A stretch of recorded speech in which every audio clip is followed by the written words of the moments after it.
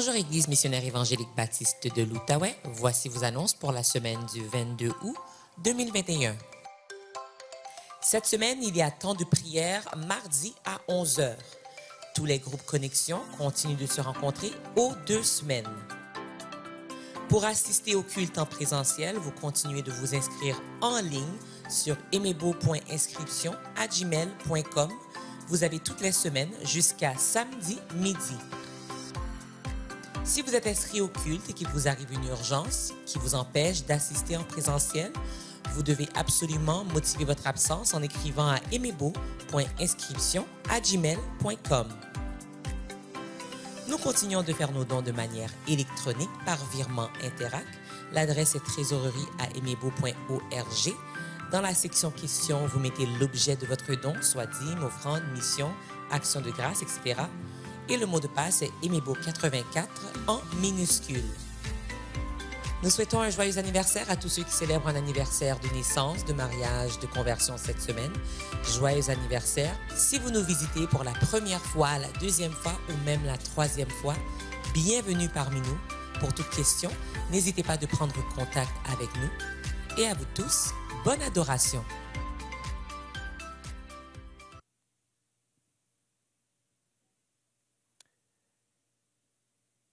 Ésaïe 45, verset 18.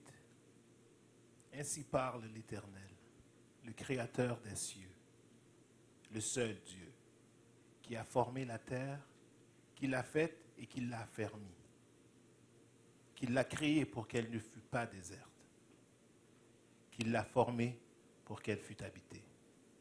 Je suis l'Éternel, il n'y en a point d'autre. Bienvenue parmi nous. L'Église missionnaire évangélique baptiste de l'Outaouais, vous ici en présentiel et vous à la maison, nous vous souhaitons la bienvenue parmi nous. Et nous vous invitons à adorer le Seigneur ce matin ensemble. Nous allons adorer notre Dieu trinitaire, Père, Fils et Saint-Esprit. Levons-nous. Adorons le Père au plus haut des cieux.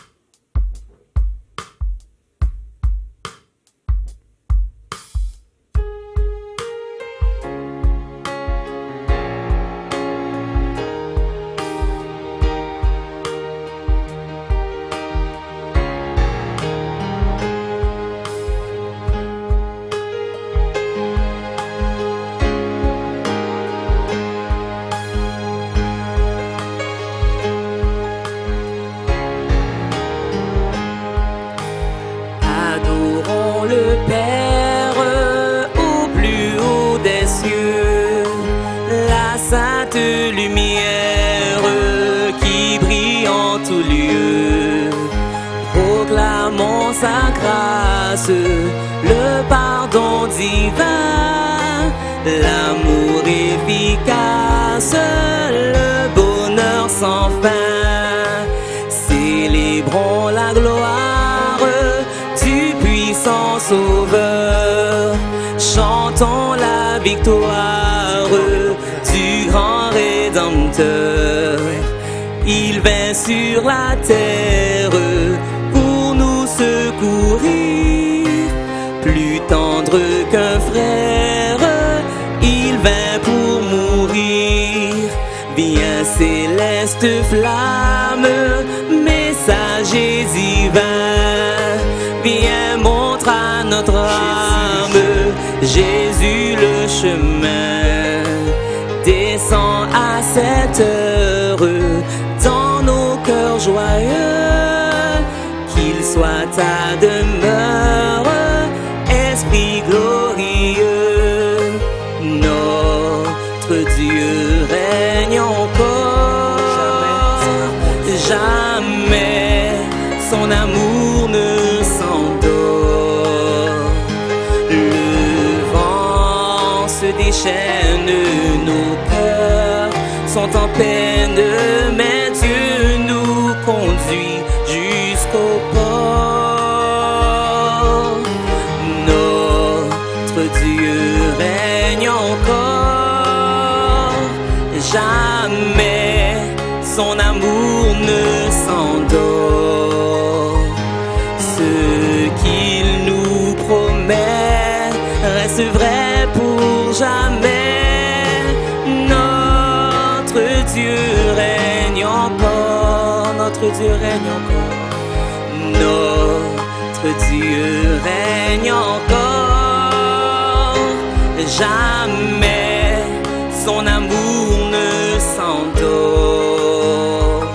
Le vent se déchaîne, nos cœurs sont en peine, mais Dieu nous conduit jusqu'au port. Notre Dieu règne encore. Jamais son amour ne s'endort. Ce qu'il nous promet reste vrai pour jamais. Notre Dieu règne encore. Est-ce que vous le croyez? Ce qu'il nous promet reste vrai pour jamais. Notre Dieu règne encore.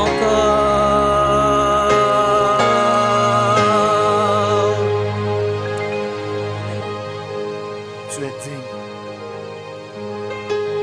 notre Seigneur et notre Dieu, de recevoir la gloire et l'honneur, la puissance, car tu as créé toutes choses. Et c'est par ta volonté qu'elles existent. Amen. Et qu'elles ont été créées. Agrée l'adoration de ton peuple ce matin. Toi, le Dieu créateur. Amen. Nous allons continuer notre adoration avec la lecture qui se fera dans le psaume 95. Le texte sera projeté pour vous. Psaume 95. Venez, chantons avec allégresse à l'Éternel. Poussons des cris de joie vers le rocher de notre salut. Allons au-devant de lui avec des louanges, faisant retentir des cantiques en son honneur. Car l'Éternel est un grand Dieu. Il est un grand roi au-dessus de tous les dieux. Il tient dans sa main les profondeurs de la terre, et les sommets des montagnes sont à lui. La mer est à lui, c'est lui qui l'a faite. La terre aussi, ses mains l'ont formée. Venez, prosternons-nous et humilions-nous.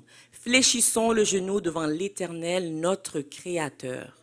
Car il est notre Dieu, et nous sommes le peuple de son pâturage, le troupeau que sa main conduit. Oh, si vous pouviez écouter aujourd'hui sa voix. N'endurcissez pas votre cœur comme à Mériba, comme à la journée de Massa dans le désert, où vos pères me tentèrent, m'éprouvèrent, quoiqu'ils vissent mes œuvres. Pendant 40 ans, j'eus cette race en dégoût, et je dis, c'est un peuple dont le cœur est égaré, ils ne connaissent pas mes œuvres. Aussi, je jurai dans ma colère, ils n'entreront pas dans mon repos.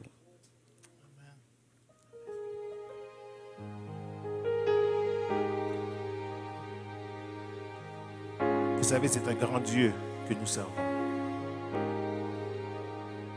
Et nous le bénissons, nous célébrons ses louanges. Nous célébrons son amour, sa grâce, sa miséricorde manifestée en Jésus-Christ. Et l'œuvre du Consolateur, le Saint-Esprit.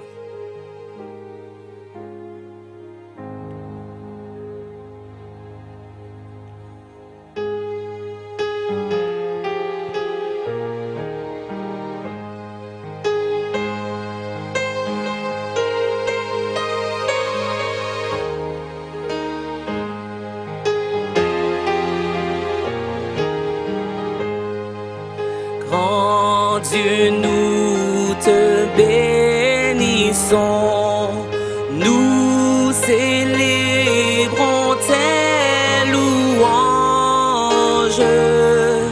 Éternel, nous t'exaltons de concert avec les anges et prosternés devant toi, nous t'adorons.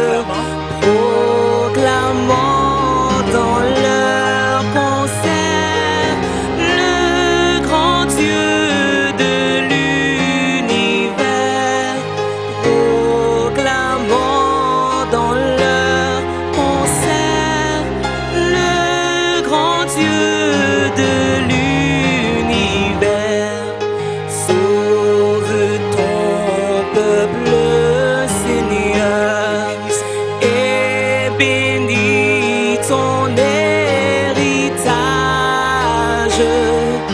de ta gloire et ta splendeur. Soit à jamais son partage. Conduis-le par ton amour jusqu'au céleste séjour. Conduis-le par ton amour jusqu'au céleste séjour. Gloire soit au Saint-Esprit, gloire soit à Dieu le Père, gloire soit à Jésus-Christ, notre Sauveur, notre frère, son immense charité dure à perpétuité, son immense charité dure à perpétuité. Alléluia. Merci Seigneur. Gloire à toi. Adorez votre Dieu ce matin. Il est grand, il est puissant. Il est le Dieu qui pardonne, qui secourt. Alléluia. Son amour est infini. Nul n'est comme toi, Papa. Alléluia.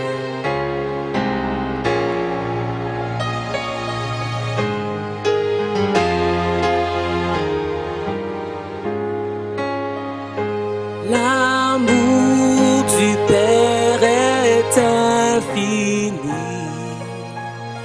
plus précieux que beaucoup d'or.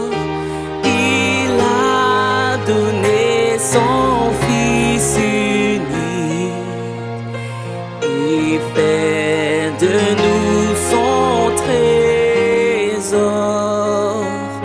Tristesse, souffrance sans mesure, le Père détourne le regard quand de Jésus les meurtrissures nous font entrer dans sa gloire. Voyez cet homme à la croix, portant mon péché, il meurt. Honteux, j'entends aussi ma voix s'unir au cri des moqueurs. Mon péché l'a cloué au bois. Il dit tout est accompli. Il insuffle sa vie en moi. Amen. Ma vie passée est finie. Je ne me vanterai de rien, ni force, ni sagesse, ni don, car Jésus-Christ est mon seul bien. Alléluia. Sa mort, sa résurrection, je n'en comprends pas la raison, mais je prends part à son butin. Pourtant mon cœur en est certain. Alléluia. Il a payé ma rançon. Je ne me vanterai de rien. Je ne me vanterai de rien, ni force, ni sagesse, ni don, car Jésus-Christ est mon seul bien, sa mort, sa résurrection. Je ne comprends pas la raison, mais je prends part à son butin. Pourtant mon cœur en est certain, il a payé ma rançon. Pourtant mon âme en est certain, il a payé ma rançon. Alléluia. Merci Seigneur.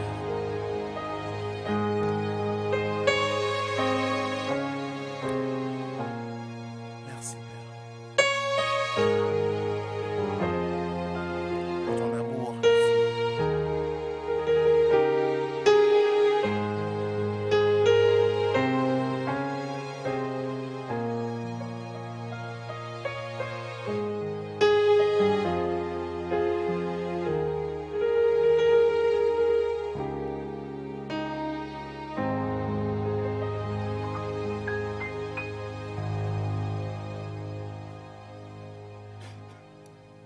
Je vais vous inviter à vous joindre avec moi dans la prière. Nous allons prier d'abord pour les enfants et ensuite nous allons intercéder pour les besoins spécifiques de l'Église et pour nos frères et nos sœurs. Nous prions ce matin le Dieu omniscient, le Dieu qui sait tout.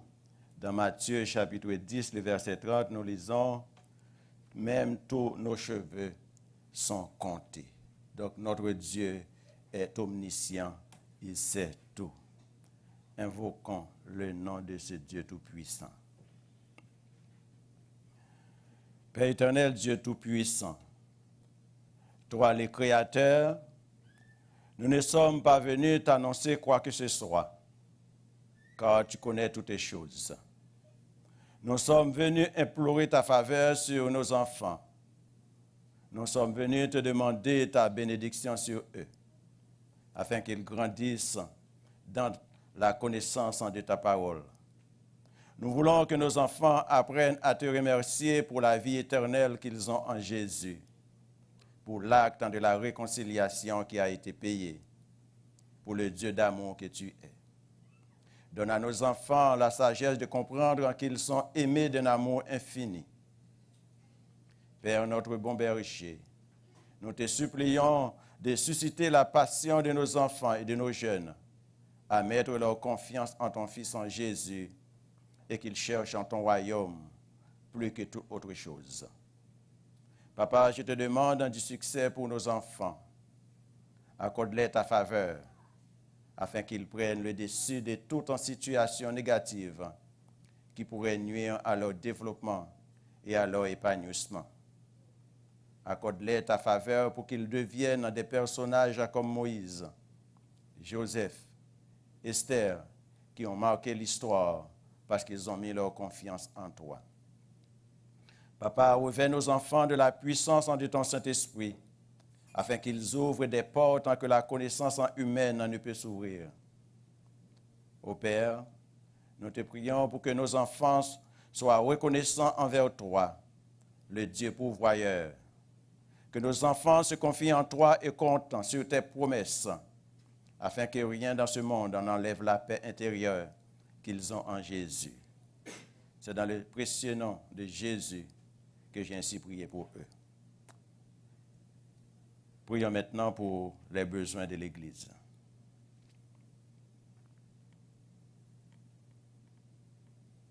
Seigneur Jésus, toi qui as rendu grâce au Père de ce qu'il t'a exaucé devant le tombeau de Lazare, nous venons t'imiter et donner des actions de grâce au Père pour les bienfaits que nous jouissons en toi, pour les ressources que nous avons dans cette Église, pour ta parole proclamée avec clarté. Oh, nous sommes dans la joie parce que tu règnes. Nous sommes dans la joie parce que nous avons Jésus pour notre Sauveur. C'est à cause de son sacrifice que notre joie n'est pas déterminée par les circonstances de quelque nature que ce soit, pénible ou joyeux, dans l'abondance ou dans le besoin. Que ton nom soit béni, soit loué pour le Dieu que tu es. Nous sommes venus déposer au pied de la croix les fardeaux, les soucis de ton peuple. Nous venons implorer ta faveur envers ceux qui souffrent dans leur corps. Nous prions ce matin pour un prompt rétablissement des habits Narcisse, pour André Marc, le fils de notre sœur Daniel, pour notre sœur Roselyne Azemar, pour notre sœur Léna Choute, sœur Séraphine et toutes les autres personnes qui souffrent dans leur corps, dont nous ignorons. Toi, tu les connais en tant que Dieu omniscient. Je prie de faire ton intervention afin que ces personnes puissent trouver la guérison. Père, toi, le médecin par excellence, fais ton toucher présentement pour nos sœurs et nos frères qui souffrent physiquement. Je prie qu'ils puissent en se lever et témoigner tes bienfaits dans leur vie, après qu'ils ont été touchés par ta main guérissante. Toi, le Dieu consolateur, console les affligés. Que ta houlette et ton bâton les rassurent dans des moments d'épreuve et d'affliction. Que ceux et celles qui sont victimes de catastrophes naturelles, telles que les ouragans, les tempêtes tropicales, le tremblement de terre, l'inondation, le feu, le glissement des terrains, les tornades, puissent trouver du réconfort et du courage. Permets qu'ils puissent en développer de nouvelles capacités d'adaptation pour continuer à faire face à la vie. Donne-nous d'avoir la miséricorde de supporter les uns des autres dans ces moments difficiles. Donne-nous un cœur compatissant pour apporter de l'aide à ceux qui sont dans le besoin. Donne-nous la direction nécessaire pour venir en aide à nos compatriotes en Haïti, surtout ceux qui sont victimes du tremblement de terre du 14 août dernier. Ô Père, toi, le Dieu souverain, supporte ces personnes, encourage-les et continue à les bénir. Papa, nous prions ce matin pour les familles qui sont découragées, pour les parents qui sont abattus par les mauvaises décisions de leurs enfants. Toi qui peux renverser les raisonnements humains, je prie que tu ramènes nos jeunes qui se sont éloignés de toi. Je prie que nos jeunes puissent trouver leur identité en Jésus. Oui, Père, je prie que tu puisses en ramener sains et saufs nos pasteurs, nos anciens, nos diacres et diaconesses, nos responsables de ministère, tous nos frères et nos sœurs qui sont en vacances. Renouvelle leurs forces afin qu'ils reviennent vigoureux pour continuer leur travail parmi nous. Père, nous élevons nos voix vers toi pour les églises persécutées dans le monde. Nous pensons spécialement à nos frères et nos sœurs en Afghanistan. Nous te demandons de les protéger contre toute attaque, contre toute forme de loi qui pourrait les empêcher de se rassembler pour te servir, te louer et proclamer ton évangile. Père, nous te disons merci pour nos jeunes qui n'ont pas eu de difficultés durant les vacances estivales et qui bientôt vont recommencer l'école. Toi qui les as protégés durant les années antérieures, je prie que tu leur accordes une excellente année scolaire. Donne-les la sagesse pour qu'ils se mettent au travail dès la première journée de classe. Et je prie pour que la pandémie n'ait pas un impact négatif sur leur vie et leur bien-être, mais qu'ils continuent à fixer leurs yeux sur Jésus. Agrée notre prière et reçois nos offrandes que nous t'apportons en guise de reconnaissance. C'est dans le nom de Jésus que nous t'avons ainsi prié. Amen.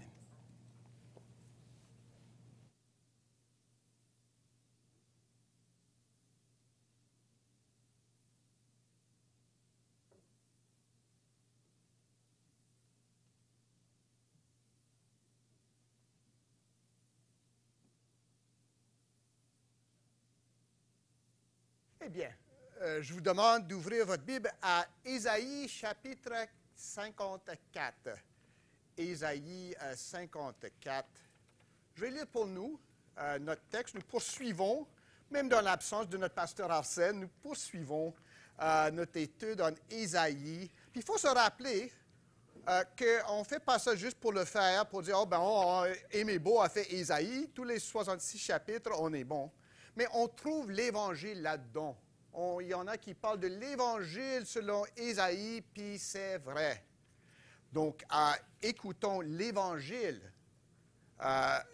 d'après Ésaïe que l'Esprit de Dieu lui a donné à nous raconter. Ésaïe 54. Réjouis-toi, stérile, toi qui n'enfantes plus. Fais éclater ton allégresse et ta joie, toi qui n'as plus de douleur.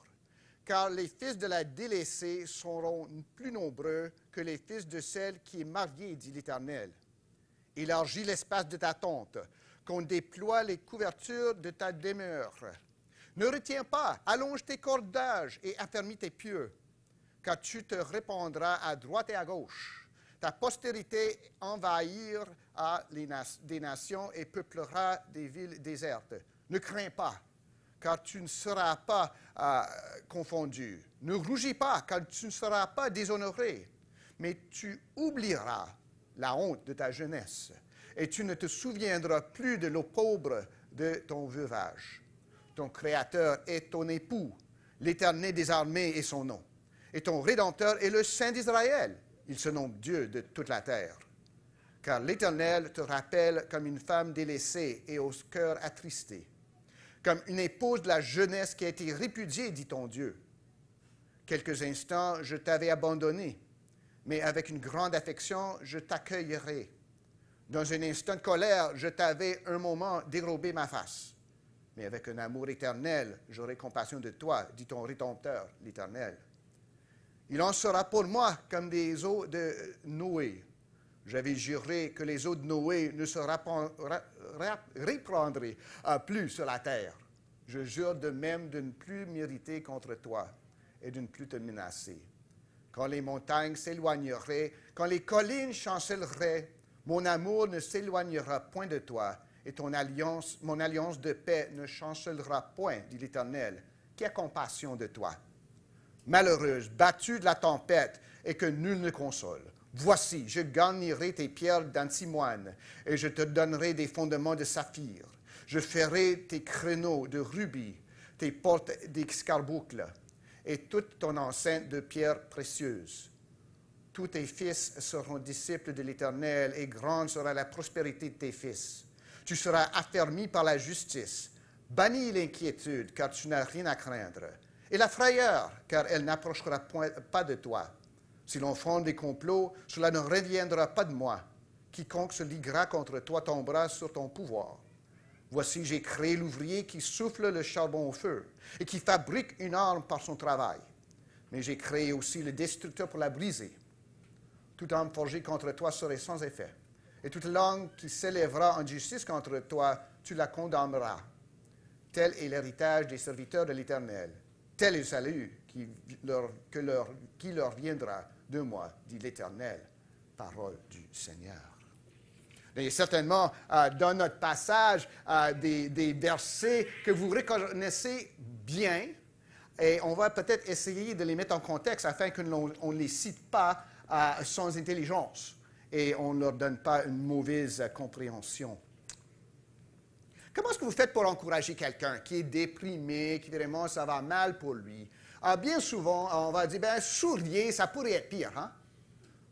On dit que, on m'a dit souriez parce que ça pourrait être pire, et j'ai souri. Et bien certain, c'est devenu pire. Donc, la joie, ce n'est pas quelque chose qu'on peut dire à quelqu'un d'exercer. Ce n'est pas une émotion non plus. On a chanté de ça. La joie, ce n'est pas juste une émotion qui dépend de nos circonstances. Pas si on est chrétien. Si on est chrétien, c'est autrement.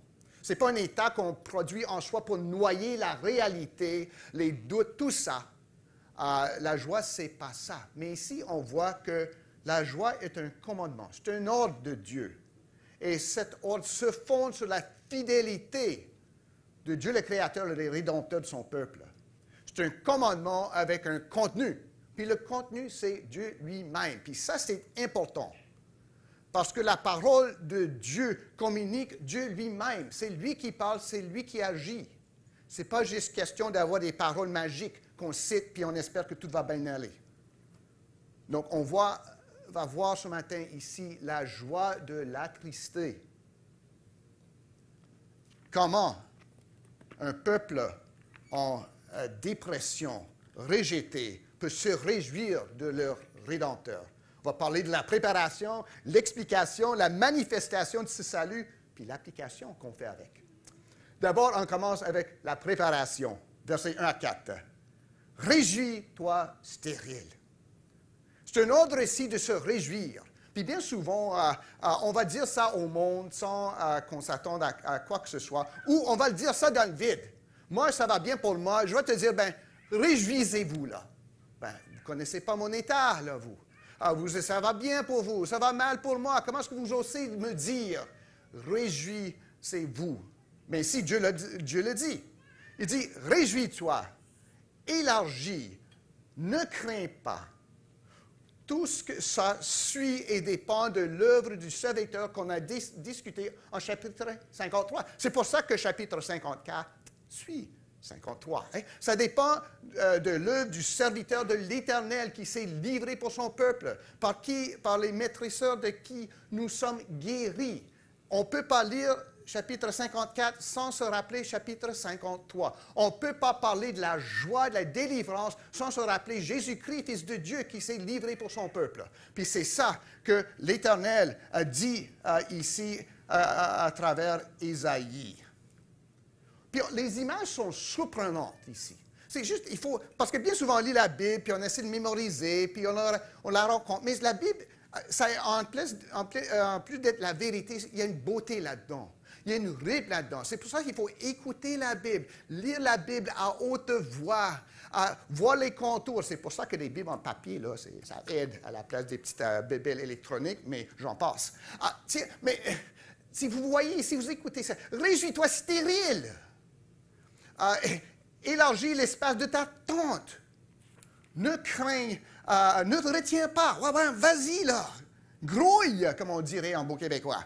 Ne crains pas, car tu ne seras point confondu. Voyez les images, sont importantes. Ça fait autant partie de la texte que les doctrines puis les idées là-dedans aussi. Réjouis-toi stérile. Surtout dans cette culture-là, ceux qui ne portaient pas d'enfants, ça avait l'air d'être comme une malédiction, qui est faux. La Bible dit jamais ça. Il y a certains cas où on voit que Dieu retient puis il donne. Mais ce n'est pas une malédiction de Dieu. Puis il ne parle pas des familles puis d'avoir beaucoup d'enfants. Et il parle d'Israël, qui vraiment était, dans ce temps-là, le peuple élu de Dieu, mais qui avait été envoyé en exil. C'est comme une femme stérile. Plus d'enfants, plus d'accroissement, plus de grandissement, plus d'espoir. C'est la honte, le désapprobre. Mais ce que Dieu dit à ce monde qu'il a mis en exil, qu'il a jugé, réjouis-toi.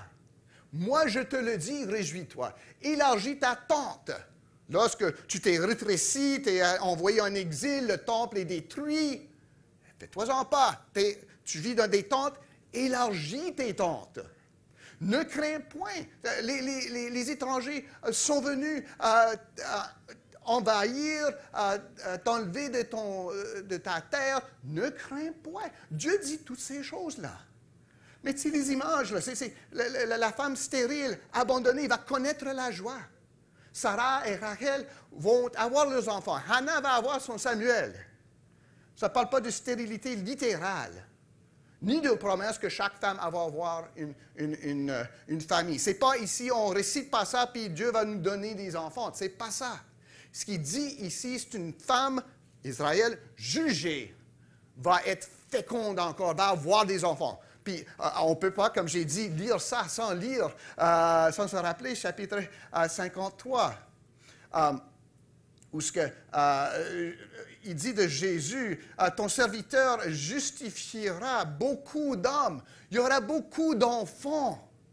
Pas juste un retour littéral, mais les tentes s'agrandiraient parce que à travers l'Église de Jésus-Christ, l'Évangile, des enfants de toutes couleurs, de toute ethnie, allaient se ramasser dans cette tente. Donc, il faudrait y faire la place, hein?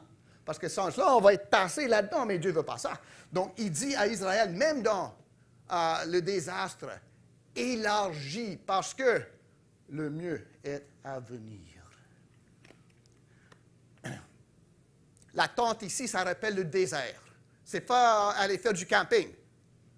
La tente, c'est quelque chose de transitoire, de pas permanent. Ça rappelle le temps dans le désert où Israël marchait, il suivait Dieu, la colonne de feu et de fumée. Dieu dépendait totalement Israël dépendait totalement de Dieu, même pour son manger. Ça rappelle le temps où ce qui était de permanent pour Israël, c'était son Dieu, puis rien que son Dieu. Même les parois de leur maison, c'était des tentes qu'ils pliaient, qu'ils portaient avec eux. Ça nous rappelle que le peuple de Dieu, lorsque obéissant, c'est un peuple de tentes. Nos biens ne sont pas dans ce monde. Mon seul bien, c'est Jésus-Christ, comme on a chanté. Si on le croit, on va tenir légèrement les choses de ce monde. On va vraiment embrasser fortement Jésus-Christ. Le peuple de Dieu fidèle, c'est un peuple dans des tentes. Puis les peuples dans les tentes, le seul espoir de ce peuple, c'est Jésus-Christ.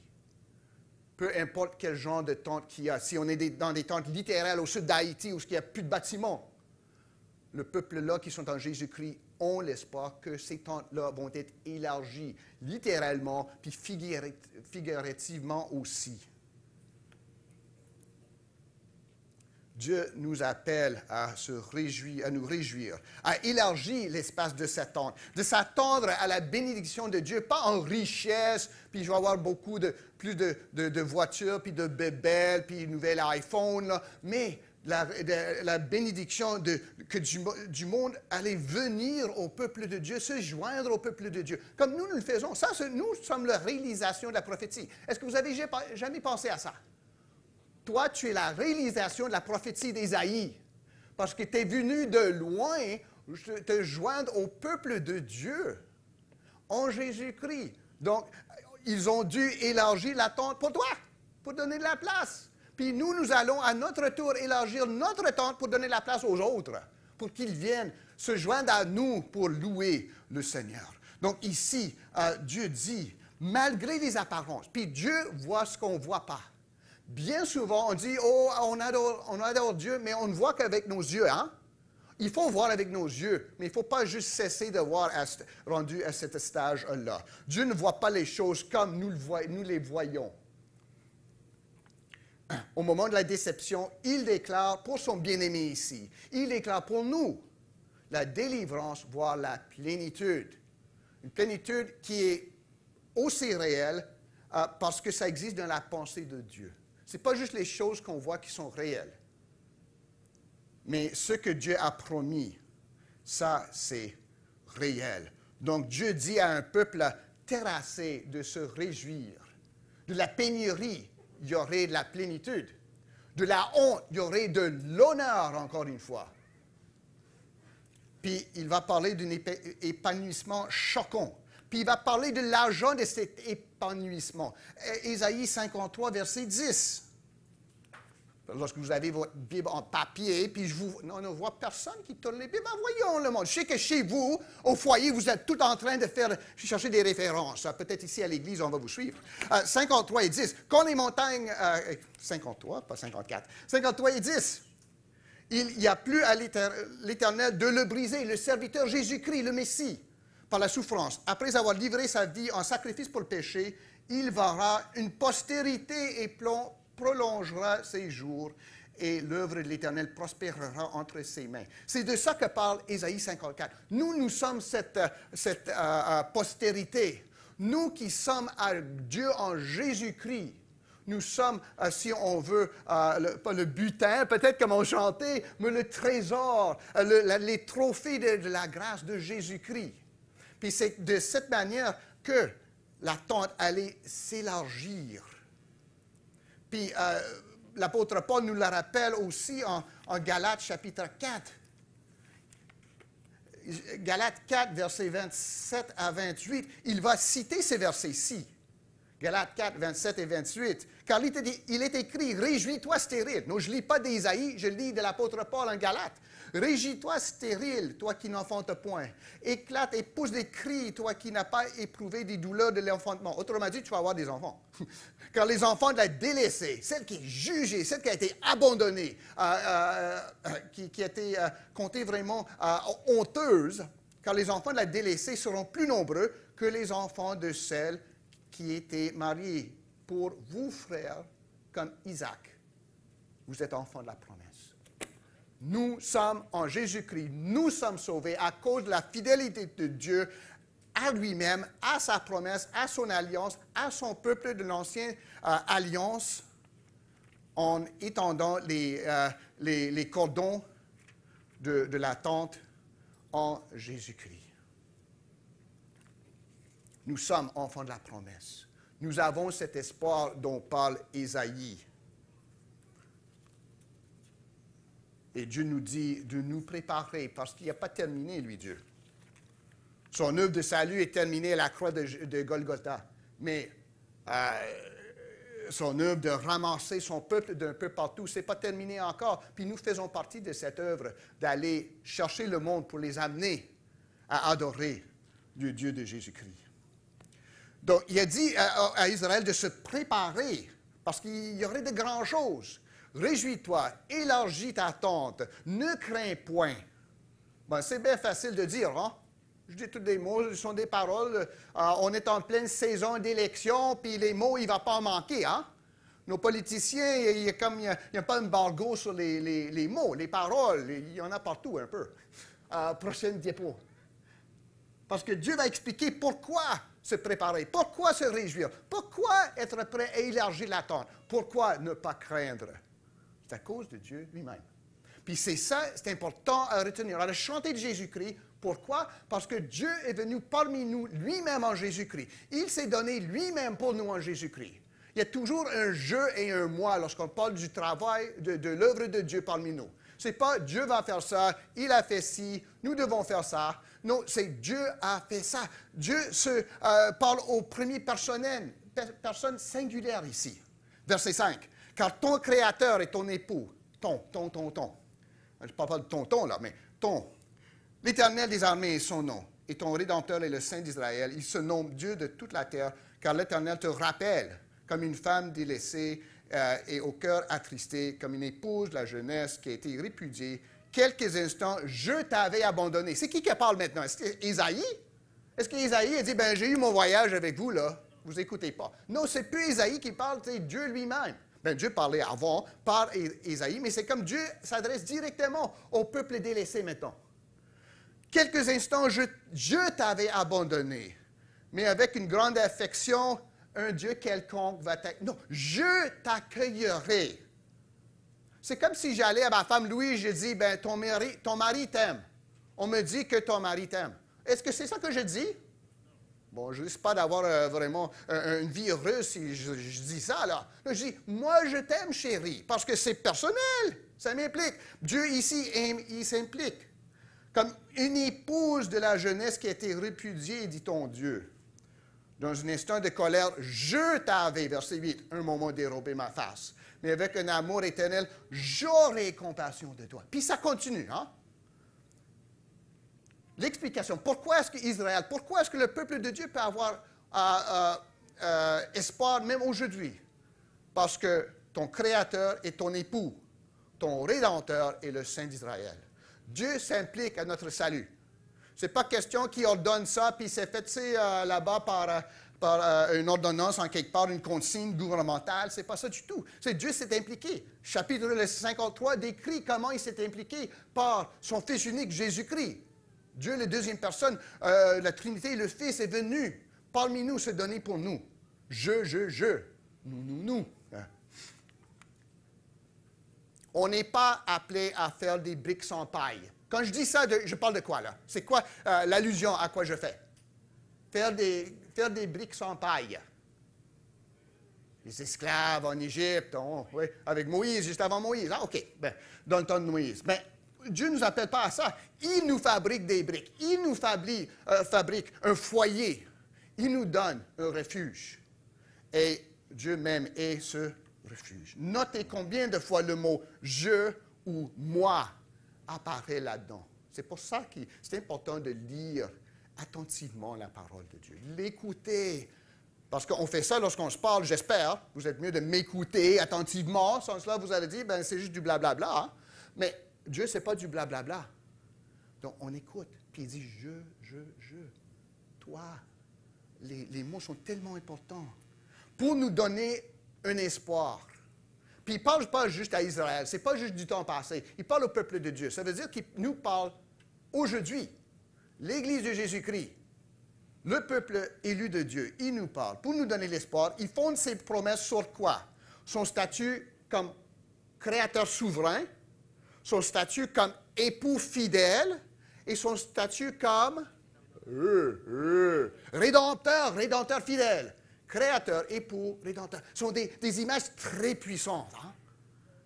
Créateur fidèle, ça veut dire que le créateur fidèle de tout peut sauver. Il a le pouvoir pour sauver. C'est pour ça que la doctrine de la création, c'est tellement important. On ne sert pas un fantôme des airs en quelque part ou un esprit interne. On sert le Dieu créateur de l'univers. Il a tout créé selon sa volonté. Comme créateur, il fait ce qu'il veut avec ce qu'il a créé, sa création. Donc, c'est comme créateur. Ton créateur est ton époux. Le créateur de tout l'univers. Ce n'est pas assez de parler... Même des agnostiques peuvent parler d'un créateur quelconque, d'une force magique qui a tout créé. Mais ici, le créateur biblique qui est Dieu est l'époux de son peuple. Puis on trouve ça dans le Nouveau Testament, n'est-ce pas? C'est Jésus qui est l'époux de son Église, qui est l'épouse, qu'il chérit, qu'il va nous nettoyer, qu'il va enlever toute ride, afin de nous présenter à lui sans tache au dernier jour. Donc, le Créateur comme époux fidèle va sauver. Donc, le Créateur peut sauver. L'époux veut sauver. Et le Rédempteur va sauver parce qu'il est fidèle. Bon, on voit là-dedans les doctrines de la création qui est tellement important. Si Dieu ne crée pas, il n'est pas bon. Notre frère Jean-Fanol a parlé de Jésus qui a marché sur les eaux. Mais là, si Jésus n'était pas créateur, nage. Puis Pierre rame parce que t'as beau se fier à quelqu'un qui n'a rien crié, qui est en train de faire blablabla dans l'eau. Non, c'est parce que Dieu en Christ est créateur qui peut marcher sur l'eau. Et appeler Pierre à marcher sur l'eau, comme il l'a fait, comme l'a décrit notre frère la semaine passée. La création, c'est central. L'époux fidèle, la doctrine de l'alliance. Dieu a un amour particulier pour son Église. On peut dire d'une façon générale que Dieu aime tout ce qu'il a créé. Sa miséricorde est sur toutes ses œuvres, Psaume 145. Mais Dieu a un amour spécial pour ceux qu'il a élus et ceux qu'il a sauvés. Il nous appelle son épouse. Et il est notre époux aussi. Il y a un amour associé à ça, la chesed. C'est un amour de l'alliance. Ce n'est pas juste un amour avec cœur et fleurs. Cœur et fleurs avec des cartes de la Saint-Valentin, je m'excuse. Mais c'est comme un époux qui est jaloux pour nous. C'est tellement important ces images. Ce n'est pas juste des mots. Ça exprime c'est qui Dieu, puis c'est qui Dieu envers nous, et c'est qui nous envers lui. Créateur, époux, puis rédempteur. L'amour dispendieux de Dieu. On n'a que lire, encore une fois, chapitre 53, pour voir ce qu'a fait le Rédempteur, puis ça coûte cher. Rédempteur, c'est un achat, puis c'est un achat sans argent et sans prix, mais c'est l'achat sans la vie de Jésus-Christ. Donc, c'est ça le salut. Puis lorsque le Créateur te dit aujourd'hui, croyant, réjouis-toi, c'est à cause de qu'il est ton Créateur, l'époux de l'Église dont tu fais partie, et ton Rédempteur. Il sait de quoi il parle. Lorsqu'il te dit de te réjouir, il te donne la raison pour laquelle te réjouir. Vous voyez? C'est important ici. Puis c'est une vérité magnifique. C'est le Dieu ici, le Dieu souverain, il n'est pas juste un juge juste. Puis il y en a qui parlent de Dieu comme juge juste, comme il était comme dans un coin là, puis il prend ça en note. Marie-Lourdes, elle a fait ça. Oh, mais elle a fait ci. Oh, elle a fait ça. Maman, on a fait ci. C'est pas juste un juge juste. C'est un juge qui pardonne. Si Dieu était un juge juste sans Jésus-Christ, on serait fini.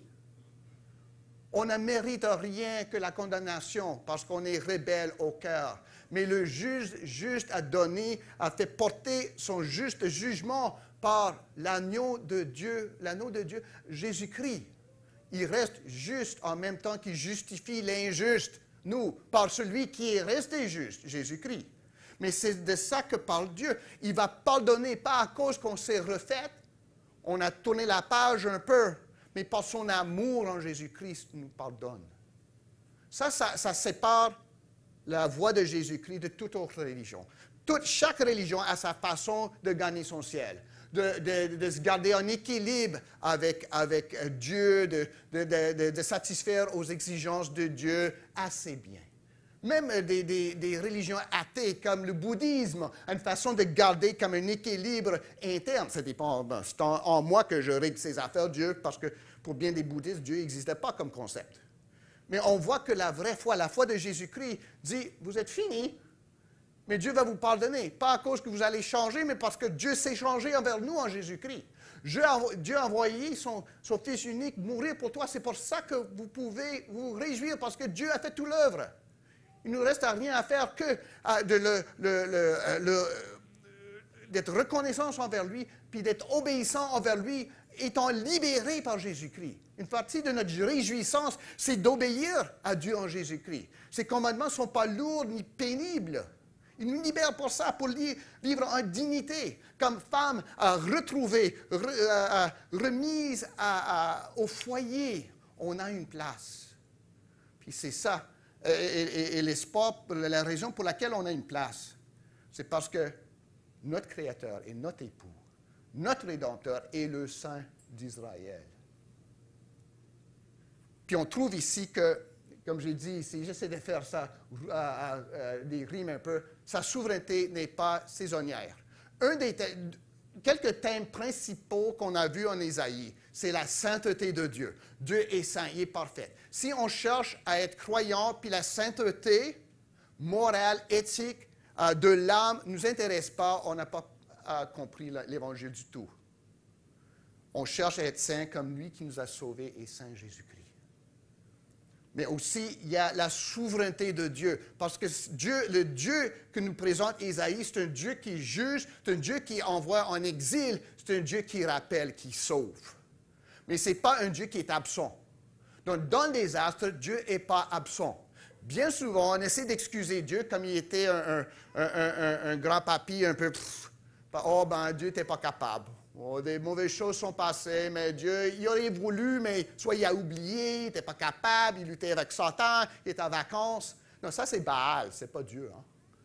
On doit, si on veut bien adorer Dieu, puis prendre de l'espérance, de l'espoir de ce qu'on voit là-dedans, dans la souveraineté de Dieu, vraiment confesser que Dieu, dans les malheurs, est là et présent. Dieu n'était pas absent d'un tremblement de terre la semaine passée. Il était présent. Je ne sais pas comment. Puis c'est difficile de comprendre pourquoi est-ce que Dieu, pas il a dit, bon, je ne peux rien faire, pourquoi est-ce que Dieu a permis que ça se passe? On verra. Mais peut-être on ne va pas comprendre. Mais si on enlève Dieu des lieux, si on enlève Dieu de la COVID, si on enlève Dieu de la sécheresse qui accable le Madagascar actuellement, si on enlève Dieu de ce qui se passe en Afghanistan, on est mieux de l'enlever de lorsqu'on en a besoin. Parce que ce n'est pas présent dans dans les choses qui se passent dans le monde qui ne sont pas à notre goût. Il ne va pas être présent dans les choses où est-ce qu'on aimerait le voir. Vous voyez? Soit il est souverain, soyez pas. Il n'est pas une moitié souverain. Puis le Dieu d'Ésaïe se révèle comme ça.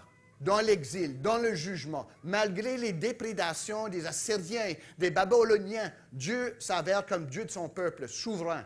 Puis c'est comme ce Dieu qui va nous délivrer. Ça veut dire pour nous, lorsqu'on dit Dieu souverain, mais on se boude, qu'est-ce que je peux faire? Je vais jeûner, je vais prier, je vais jeûner, je vais prier pour essayer de convaincre ce Dieu souverain à faire ce que je veux.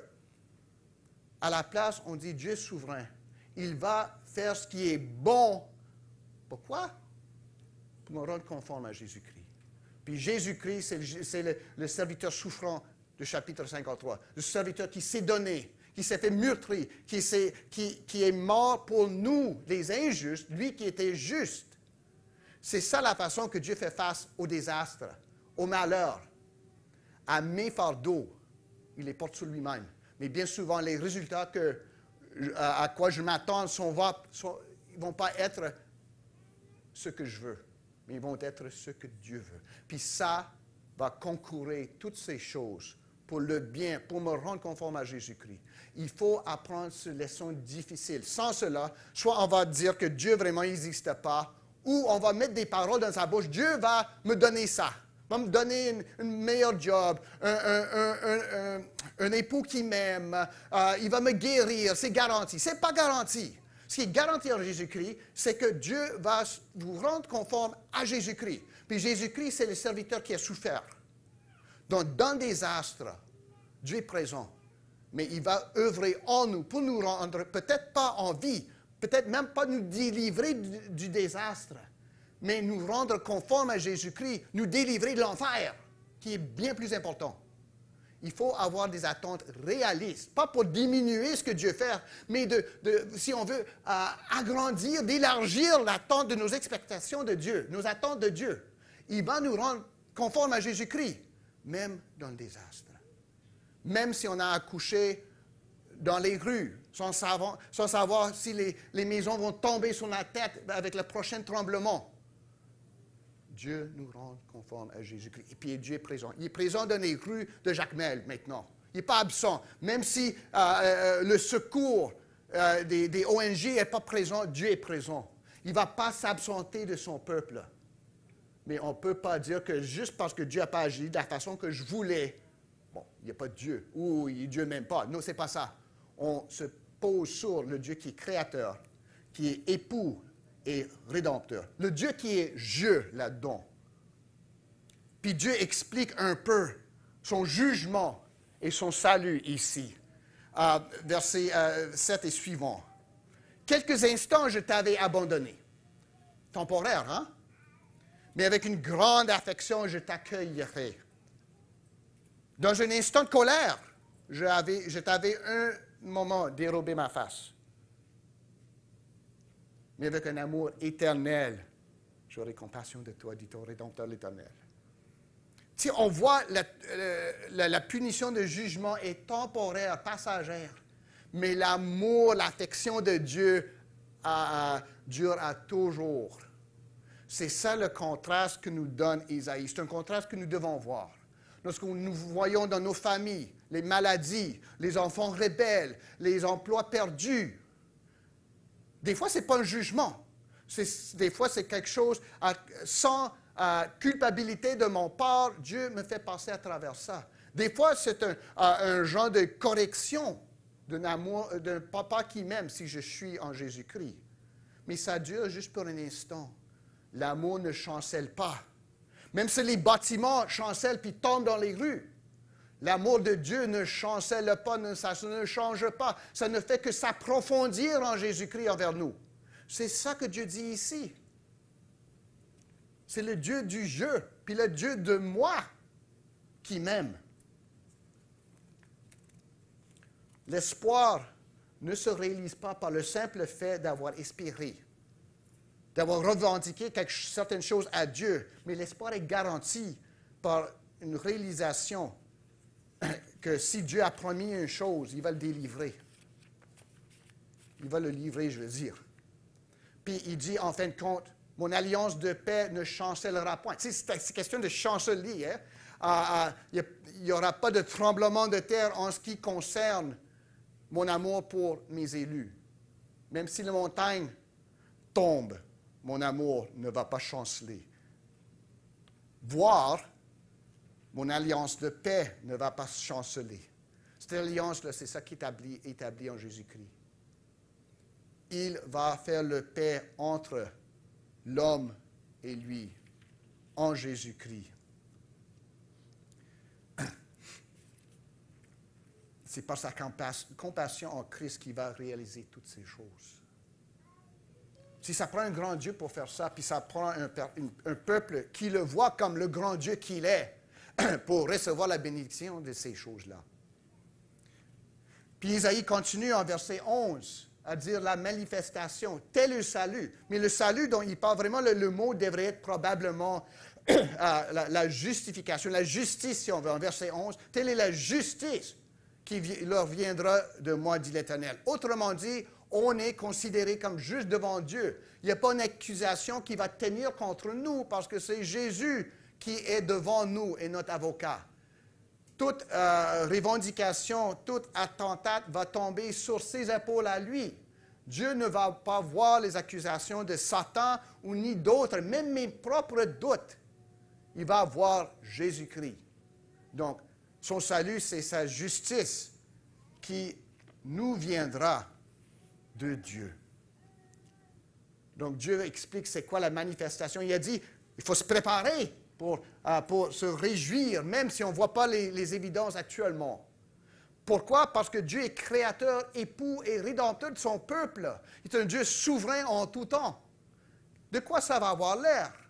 Versets 11 à 17. Malheureux. Si, on voit ici une compassion. Il parle d'Israël comme il parlerait d'une femme abandonnée, malheureuse, battue de la tempête, que nul ne console. Il n'y a personne qui te parle, qui te aime, mais moi je t'aime toujours. Mon amour ne chancelle point. Voici, je gagnerai tes pieds des pierres d'antimoine, et je donnerai des fondements de saphir. Ça vous rappelle quoi, ça? Oh, des fondements de saphir, des joyaux précieux. C'est où dans la Bible autre qu'on a vu ça? Ce n'est pas écrit encore dans le temps d'Ésaïe, mais ça va être écrit. Apocalypse 21. Oui, OK, si vous insistez là-dessus, on va le lire. Hein? Apocalypse 21, versets 10 à 11. On a la vision de Jean ici, c'est la fin de la Bible. Il parle de la nouvelle Jérusalem, la nouvelle cité. Jean dit, il me transporta en esprit. Il parle d'un des anges. Il me transporta en esprit sur une grande et haute montagne, et il me montra la ville sainte de Jérusalem qui descendait du ciel d'auprès de Dieu, ayant la gloire de Dieu. Son éclat était semblable à celui d'une pierre très précieuse, d'une pierre de jaspe transparente comme du cristal. Et on pourrait continuer. Ça, là, on ne parle pas d'une vraie ville, d'une ville littéraire. On parle de la ville qui est le peuple de Dieu. On parle de cette ville qui va aboutir des tentes qui seront élargies. On parle de cette ville, ce peuple, les citoyens du royaume, que Dieu va se ramasser à travers l'évangile de Jésus-Christ. Je ferai tes créneaux de rubis, des portes d'escarboucle et de ton enceinte de pierres précieuses. Tous tes fils seront disciples de l'Éternel et grande sera la prospérité des fils. Il parle de ce qui va venir, ce que le peuple de Dieu en Jésus-Christ, effectivement, va avoir lieu. Mais il parle d'une façon compatissante. Encore une fois, il y a « voici puis je », verset 11. « Voici, je gagnerai ». Pas « je vais donner ça à Mike Holmes de faire ça sur une émission de télévision là, pour me vanter de ça. » Non, moi, je vais te... C'est comme l'époux qui donne à son épouse un joyau. Je me souviens quand on s'est fiancés, moi puis Louise, puis ça fait plus qu'une semaine, là.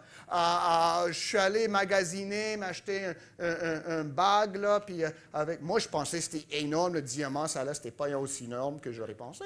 Mais comme son époux futur, j'ai donné à mon épouse future sa bague. Juste la grande, la humong, la si grande diamant qui était là-dedans. Il n'est pas, c'était grand. Qui témoignait de mon amour pour elle. Mais ici, on voit que c'est moi qui l'a... Je n'ai pas envoyé quelqu'un le faire, là. Oh, bon, ça aurait été mal reçu, je te le dis. Oh, chérie, j'ai envoyé quelqu'un acheter une bague quelconque pour toi. Non, c'est moi qui est allé chercher, qui, moi, l'ai payé aussi, là. Puis, c'est moi qui lui ai donné ça. On voit ici que Dieu, l'époux de son peuple, je gagnerai tes pierres d'antimoine. Je ferai tes créneaux de rubis. Regarde l'amour qui est tendre là-dedans, qui ne chancelle pas. Ça, c'est le Dieu de son peuple. Ça, c'est le Dieu dont on parle, le Dieu souverain, tout saint, qui est le jeu envers nous en Jésus-Christ. Et ces citoyens vont être bâtis par la parole. On ne parle pas vraiment de pierres précieuses. On parle d'un fondement précieux, le fondement de la parole de Dieu sur lequel nous bâtissons. C'est pour ça qu'il va dire, tous tes fils seront disciples de l'Éternel et grande sera la prospérité des fils. Ben, je vais dire que je suis désolé, mais je ne peux pas être désolé au sujet des promesses de Dieu. Ça ne garantit pas que tous nos enfants vont devenir croyants. C'est pas ça. On ne peut pas prendre ça pour être si. Ce que ça signifie, c'est que le peuple élu de Dieu, le petit reste dont on parle depuis longtemps, qui se réalise en Jésus-Christ, tous vont être disciples. C'est pour ça que je ne suis pas prête avant de vous, puis je pratique, je vous compte des mots magiques, puis vous dites oui, oui. Non, non, vous ouvrez vos Bibles, comme mon frère là ici, l'ancien, qui ouvre sa Bible pour vérifier si ces choses sont comme ça, parce que c'est un disciple de la parole de Dieu, comme nous tous. Un disciple, un croyant, va vouloir savoir qu'est-ce que dit Dieu là-dessus. J'entends le pasteur, mais je veux savoir pour moi-même qu'est-ce qu'il dit là-dedans. C'est ça l'Église. C'est pour ça qu'on essaie de notre possible, comme une Église baptiste, on accueille comme membre, tout le monde est bienvenu ici, mais on accueille comme membre que ceux qui sont prêts à suivre Jésus-Christ, pas les autres baptêmes, puis en étudiant et en obéissant à sa parole. C'est ça que je pense que Jésus a dit quelque chose comme ça, n'est-ce pas? Je me trompe-tu? Ça se peut-tu? Qu'est-ce qu'il a dit en Matthieu 28, verset 19 à 20? Je devrais savoir ça par cœur, mais... Oui, c'est ça. Je consulte la parole. Allez, comme a dit mon frère Élie, allez, faites de toutes les nations du monde qui vont à l'Église. Oh non, excuse. Allez, faites de toutes les nations des disciples. Autrement dit, du monde qui apprend, des apprentisseurs, des enseignants, des étudiants de la parole de Dieu.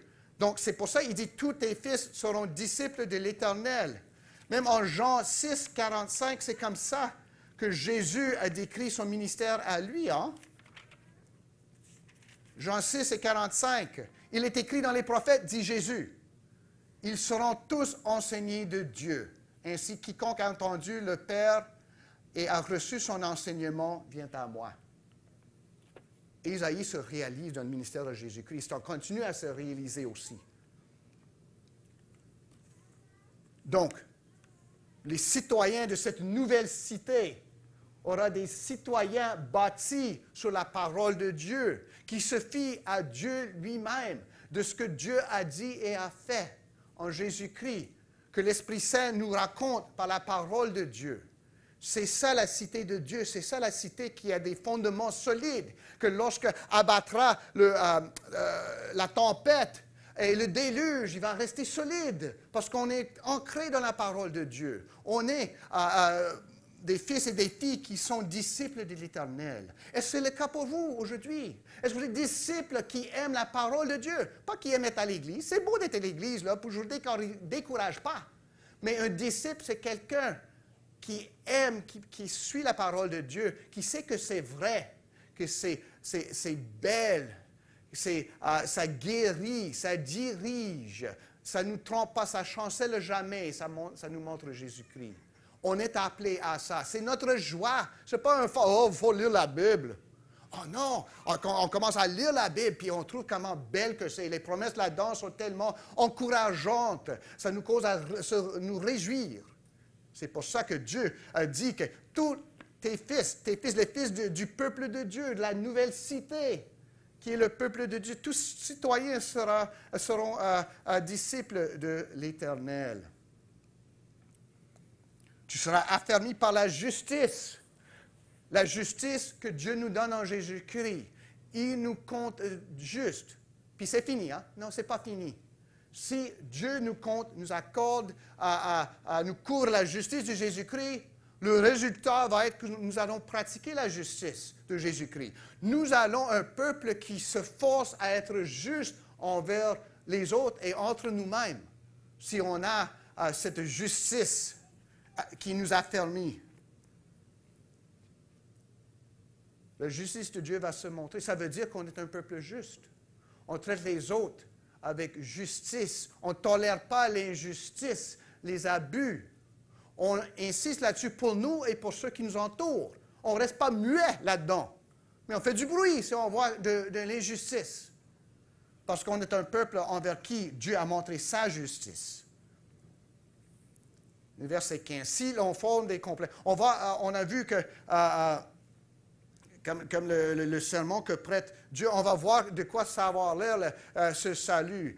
Si l'on forme des complexes, cela ne reviendra pas de moi. Quiconque se liguera contre toi tombera sous ton pouvoir. Voici, j'ai créé l'ouvrier qui souffle le charbon au feu et qui fabrique une arme par son travail.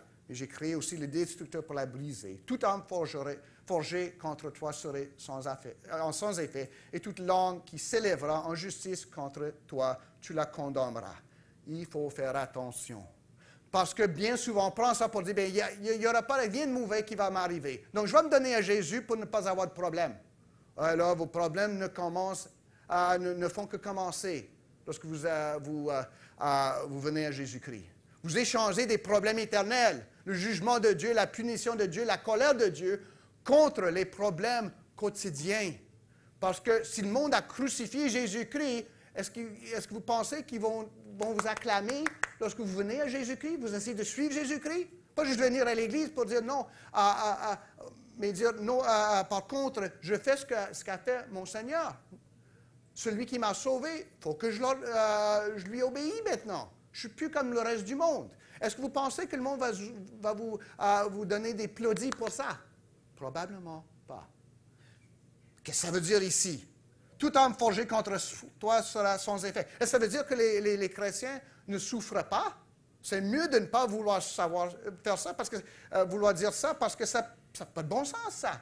On voit des chrétiens un peu partout, en Nigeria, en Iran, maintenant en Afghanistan, puis en Chine, en Corée du Nord, des chrétiens souffrants. Même dans notre pays et dans notre continent, des chrétiens qui essaient de vivre selon Jésus-Christ, qui se font persécuter. Bon, tout homme forgé, mais peut-être Dieu, il s'est trompé. Qu'est-ce que ça veut dire ici? Non, dans ça, Dieu ne nous promet pas qu'il n'y aura pas de vagues. Ce n'est pas comme on va embarquer dans le barque pour traverser le lac, puis Jésus va nous suivre. Oh, il n'y a pas de vagues parce que je connais Jésus. Bon, les disciples ont eu des vagues pour découvrir c'est qui Jésus. Ici, il va y avoir des vagues. Mais qu'est-ce que Dieu dit? Moi qui vous ai jugé, maintenant, si l'on forme des complots, ça veut dire que c'est attendu que ça va venir. La manière que c'est formulé ici, ça ne viendra pas de moi. C'est plus moi qui va vous juger, c'est les autres qui sont contre toi parce qu'ils sont contre moi. Ça ne veut pas dire qu'il n'y aura pas de complot. Ça veut dire que les complots, ça ne viendra pas de moi. Ça va venir des autres qui ne m'aiment pas. Mais quiconque se liguera contre toi tombera sous ton pouvoir. Les Romains ont exécuté Jésus-Christ. Il y a quelques siècles plus tard, une bonne partie de l'Empire romain suivait Jésus-Christ. Bien souvent, les persécuteurs, puis c'est ça notre prière pour les talibans en Afghanistan, deviennent des disciples de Jésus-Christ.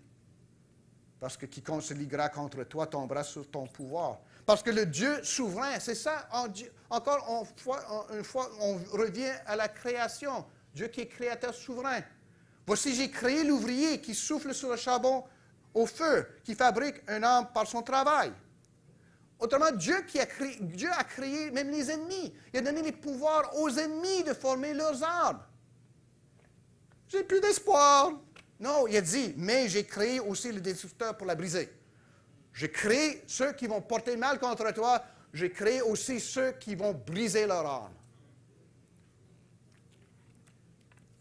Si on se ligue contre toi, si toute langue se lèvera en justice contre toi, tu la condamneras. C'est pour ça que Jésus, on a cité Matthieu 10 et 30, mais ça vient à la fin d'une partie où Jésus rassure ses disciples, parce qu'il n'allait pas avoir de problème. Matthieu 10, verset... où est-ce qu'on est là? Matthieu 10, versets 16 et 17. Mais que Dieu va être avec eux au milieu du feu, comme il était avec les jeunes hommes hébreux dans la fournaise ardente, comme il était avec Daniel dans la fosse des lions. Matthieu 10, 16 et 17. Voici, je vous envoie comme des brebis au milieu des loups. Soyez donc prudents comme les serpents et simples comme les colombes. Mettez-vous en garde contre les hommes, car ils vous livreront aux tribunaux et vous battront de verge dans les synagogues. Vous serez menés à cause de moi devant les gouverneurs et devant les rois pour servir de témoignage à eux et aux païens. Oh, plus d'espoir, Dieu s'est trompé. Hein? Mais quand on vous livrera, ne vous inquiétez ni de la manière dont vous parlerez, ni de ce que vous direz. Ce que vous aurez à dire vous sera donné à l'heure même. Et ce n'est pas vous qui parlerez, c'est l'Esprit de votre Père qui parlera en vous. C'est pour ça qu'Ésaïe peut dire, ou Dieu peut dire à travers Ésaïe, que toute langue qui se lèvera en justice contre toi, tu la condamneras. Ça va être Dieu lui-même qui va parler pour nous dans ce jour-là.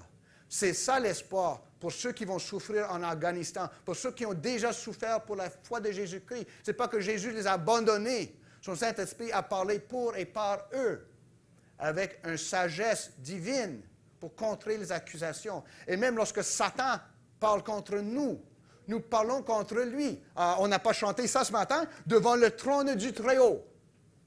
Et quand Satan me fait douter, vient me tenter et m'accuser, je lève mes yeux vers celui qui a donné pour moi sa vie. Autrement dit, Dieu ne nous abandonne pas. On a un autre refuge, on a un allié qui, même s'il a formé l'ennemi, va détruire l'ennemi pour nous garder en Jésus-Christ. C'est ça notre espoir. Perdons pas l'espoir. C'est l'espoir pour ceux en Christ qui sont en Haïti, qui souffrent actuellement. Pour ceux qui souffrent de la sécheresse à Madagascar. Pour ceux qui sont opprimés, persécutés. Et peut-être pour vous aujourd'hui. Peut-être vous avez besoin d'entendre que Dieu, si vous êtes croyant, croyante, va parler pour et par vous dans le moment de votre détresse, votre épreuve. Il ne va pas vous oublier. C'est le Dieu qui est créateur, époux et rédempteur. N'oublie pas sa création, son épouse et celui qui a racheté. Qu'est-ce qu'on fait avec ça? En point d'application. L'Éternel n'oublie jamais, même dans la détresse, ses élus. Garde ça en bien. Ce n'est pas parce que je me sens bien aujourd'hui que Dieu est sur son trône, puis demain, où est-ce qu'il est Dieu? Dieu reste sur son trône, son amour ne chancelle pas. L'humiliation qui vient avec le jugement ne dure pas pour toujours. Peut-être pour vous, peut-être ce matin, ici où vous écoutez, je dis, vous ne connaissez pas mon histoire, pasteur. C'est bien, peut-être bien vrai. Ce n'est pas nécessaire que je connaisse votre histoire, mais Dieu le connaît déjà d'avance. Puis il ne va pas vous garder dans la honte. Venir à Jésus-Christ, c'est abandonner la honte parce que Jésus a porté votre honte pour lui. Faites confiance à lui. Si vous dites non, il n'y a rien qui peut me sauver, je vais juste continuer comme je suis, dans la drogue, dans le déboire, me coucher avec n'importe qui, être désobéissant parce qu'il n'y a pas d'espoir pour moi, vous ne connaissez pas le Dieu qui est. Dieu qui sauve enlève la honte. Puis vous portez maintenant la honte de Jésus-Christ. Donc venez à lui. Avez-vous là cette beauté sur vous, la beauté de Jésus-Christ, qui vous rend beau ou belle aux yeux de Dieu, puis c'est tout ce qui compte. Je vous appelle à ça. Si vous êtes croyant, puis vous ne voyez pas ça, regardez vers Jésus-Christ. Gardez les yeux fixés sur lui. Puis vous allez voir que c'est lui votre beauté. C'est lui votre espoir. C'est en lui que Dieu vous voit. Puis si vous êtes en dehors de Jésus-Christ, vous ne le suivez pas, vous ne le connaissez pas, vous dites non, il n'est pas capable de me sauver. Vous ne connaissez pas ce Jésus-Christ. Il peut vous rendre beau, acceptable devant Dieu. Il peut enlever tout et redonner toutes les années qu'on mangeait, qu'on dévorait les sauterelles, pour vous rendre beau, belle, présentable devant lui. Donc, est-ce qu'on a cette beauté de Jésus-Christ? Est-ce qu'on le reconnaît? Est-ce qu'on en profite? Est-ce qu'on s'en réjouit? L'oubli qui vient des cieux. Dieu dit, effectivement, tu vas oublier tout ça, le passé. On peut faire ça. Dieu ne nous demande pas de se cogner la tête jusqu'à ce qu'on ne se rappelle plus rien. Mais il dit vraiment, effectivement, en moi, oublie le passé. Laisse faire le passé. Ce n'est pas que c'est disparu, mais ça ne compte plus. Ce qui compte maintenant, c'est le présent en Jésus-Christ puis l'avenir au ciel. Est-ce que nous le pratiquons? Est-ce que nous oublions? Est-ce que en moi-même, entre nous? Ou est-ce que, oh, je te rappelle ce que tu as dit il y a fait 3 ans, puis j'ai jamais oublié, j'ai mis ça dans mon petit cahier, là, mon petit carnet. On oublie le passé entre nous pour pardonner, parce que c'est ça que Dieu a fait avec nous. Est-ce que vous êtes prêts à le faire pour vous-même? D'oublier votre passé en Jésus-Christ pour vivre pour l'avenir en Jésus-Christ. De vous réjouir en Jésus-Christ. Aussi, on nous dit d'élargir l'espace de nos tentes. Est-ce qu'on est prêt à faire ça? Il reste beaucoup de place ce matin, là, c'est l'été, évidemment. Mais si Dieu a fait place pour nous dans la tente qui est le peuple de Jésus-Christ, est-ce qu'on est prêt à élargir notre tente pour en accueillir d'autres, pour appeler d'autres à venir à une tente élargie? On a battu une mur ici au sanctuaire, donc on a plus de place pour mettre plus de monde. Il faut remplir ces bancs-là. Est-ce qu'on est prêt à amener du monde pour écouter la bonne nouvelle de Jésus-Christ et de célébrer ses bienfaits avec nous? Est-ce qu'on est prêt à les accueillir, voire à les chercher et les amener ici, les amener au Jésus-Christ? Aussi, si on est un peuple dans les tentes, est-ce qu'on est prêt à chérir des saints et lâcher les biens? Ça rime un peu, hein? Chérir les siens, lâcher des biens. Ça veut dire que les choses matérielles de ce monde-là, il faut le tenir légèrement. Je ne sais pas si c'est une bonne expression en français, mais il faut vraiment avec des pieds un peu lisses, les doigts un peu lisses avec les choses de ce monde, mais vraiment s'accoter contre ceux qui sont à Jésus-Christ. Les gens sont plus importants que les biens. Avoir du monde dans le tente, c'est plus important d'avoir un grand bâtiment vide. Donc, que nous pratiquions cette semaine de chérir ceux qui sont autour de nous, de bénir même les étrangers qu'on va rencontrer et ne pas se faire trop de nos petits biens qu'on a ramassés. Comme ils ont dit, là, puis j'oublie toujours le mot pour ça, mais la voiture des funérailles là, qui porte le cercueil, comment ça s'appelle ça? Un corbillard. Moi, je pense à corbeille, c'est pas la même chose. Un corbillard. On ne va jamais voir une remorque U-Haul en arrière ça, hein? Parce que lorsqu'on meurt, on n'apporte rien avec nous. On est entré dans ce monde nu, sans rien. On part sans rien aussi. Donc, qu'on chérit ceux qui sont autour de nous. Donc, en fin de compte, sourions. Sourions, non pas juste parce qu'on est heureux. Peut-être que vous n'êtes pas heureux ce matin. Je ne dis pas que c'est un péché de ne pas être heureux, mais il faut être dans la joie parce que la joie se voit par la foi. La joie se voit par la foi. Même si la situation présente ne s'avère pas promettante, l'avenir l'est. Parce que Dieu est le Dieu du présent et de l'avenir. Il va transformer notre présent dans son avenir. Nous sourions car Dieu nous dit de vivre dans la joie et dans l'espérance qu'il va réaliser lui. Il a réalisé, il va l'accomplir par le don de son Fils. Il nous la communique et nous la forme là-dedans par son Saint-Esprit.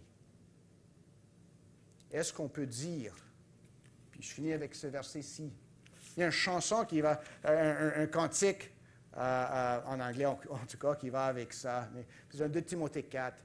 L'apôtre Paul peut dire que car je sais en qui j'ai cru, et je suis persuadé qu'il a la puissance de garder mon dépôt jusqu'à ce jour-là. Est-ce que nous connaissons celui que nous avons cru? Est-ce que nous avons cru celui qui est vrai? Est-ce qu'on est persuadé qu'il a la puissance de nous garder jusqu'à ce jour-là? Que Dieu nous soit en aide pour le glorifier en ayant cette confiance. Prions Dieu ensemble. Le Père Céleste, nous te remercions de ce que, même dans ton jugement, tu n'abandonnes jamais ton peuple élu. Tu nous gardes, tu nous chéris, même si on ne s'aime pas, si on se voit comme laid, comme vraiment attristé et abandonné. toi jamais, ô Père. Tu nous as élus avant la fondation du monde en Jésus-Christ. Autant élus, tu as envoyé Jésus-Christ nous sauver. Tu as fait de nous des fils et des filles de Dieu en Jésus-Christ. Et un jour, lorsque Jésus reviendra, tu vas nous glorifier avec Jésus-Christ. Merci au Père. Merci pour cette espérance. Aide-nous à la garder. Nous prions ce matin pour ceux qui sont dans la dépression, qui sont dans les ténèbres, qui ne voient pas cette espérance. Nous prions pour vos enfants qui sont déprimés, qui sont comme dérobés de l'espérance qui est le sien, qui est le leur à cause de Jésus-Christ. Rappelle-leur le don de Jésus-Christ, les promesses de Jésus-Christ, la beauté de Jésus-Christ qui est la leur en Jésus-Christ. Et pour ceux qui ne connaissent pas ce Jésus, ô Père, que ton Saint-Esprit puisse leur montrer le salut qui est en Jésus-Christ, la gloire de Dieu qui est dans la face de Jésus-Christ, qu'ils viennent courir, se dépêcher pour entrer dans cette tente à élargir et connaître la joie et la vie éternelle. Merci, ô gloire à toi, ô Père, Fils et Saint-Esprit. Amen. Nous mettons debout pour la bénédiction.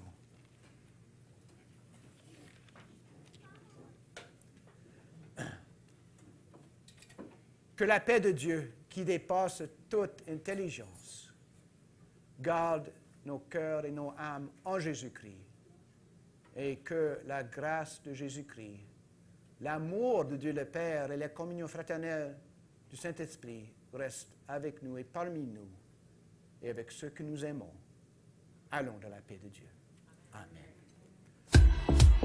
En quittant...